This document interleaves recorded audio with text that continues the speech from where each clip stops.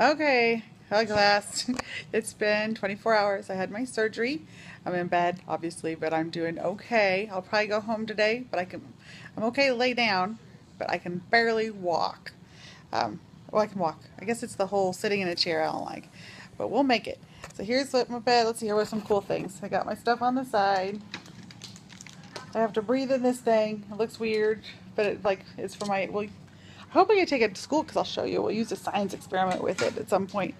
And over here is my mom. Yay. She's taking care of me and it's really awesome. And there's my, I'm gonna have, let's see if we can find it. Ah, there it is. It's my walker. I could use a walker. That's even better than a cane. So that'll all be cool.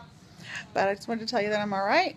I'll be back in Hobbs later this afternoon and listen to Miss Huerta. Make sure you're doing your work. She told me most of you just got that first thing done. And come on, that should have taken you 20 minutes.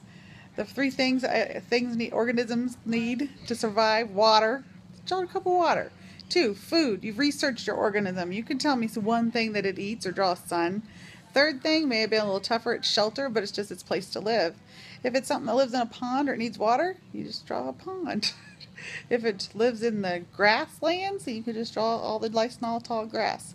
So try not to make things hard, but let's make sure we get our work done.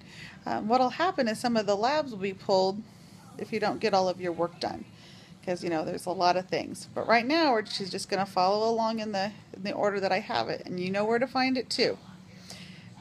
Don't forget that you can email me. There's a contact me on the links if you have a question, like on my webpage. Okay?